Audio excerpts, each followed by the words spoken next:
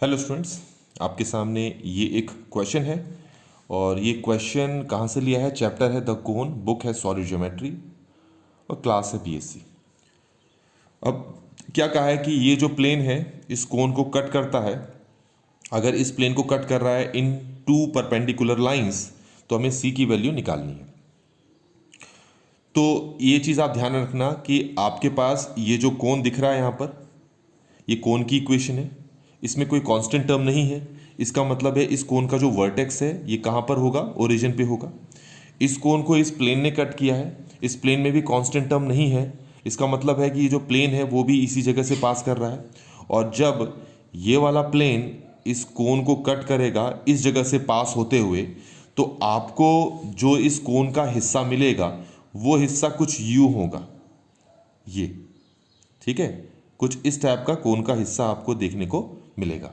तो आपको ये जो दो लाइंस दिख रही हैं, आपसे कहा है कि ये दोनों लाइंस एक दूसरे परपेंडिकुलर है, तो हमें सी की वैल्यू निकालनी है। मैं एक वीडियो में इस तरह के प्लेन का, इस तरह के कोन को कट करने के बाद जो कंडीशन बनती है वो मैं आपको सिखा चुका हूँ, उसका प्रूफ सिखा चुका हूँ। तो यहाँ पर हम डायरेक्टली उस प्रूफ का यूज़ करेंगे।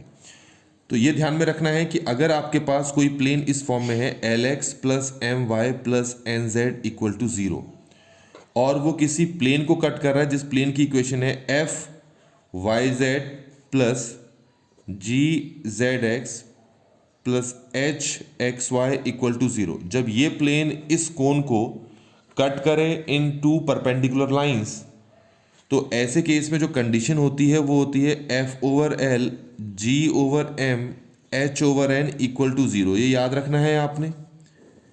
कोन की इक्वेशन इस फॉर्म में होनी चाहिए और प्लेन इस फॉर्म में होनी चाहिए। तो जब ये प्लेन इस कोन को कट करेगा इन टू परपेंडिकुलर लाइंस तो ये वाली कंडीशन सेटिस्फाई होगी।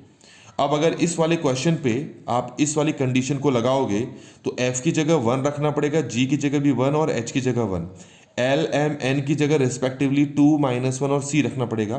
तो अगर मैं रखता हूं तो मुझे मिलता है 1/2 -1/1 plus 1/C equal to 0। 1/C को यहीं रखो, इसको सॉल्व करोगे तो ये -1/2 होगा, वहां भेजोगे तो 1/2 और C की वैल्यू हमारे पास कितनी आ गई, 2 आ गई। तो आप देखें कि इस क्वेश्चन में सिर्फ हमने क्या किया है, कंडीशन लगाई और लंबा चौड़ा प्रूफ हमें करने की ज़रूरत नहीं पड़ी।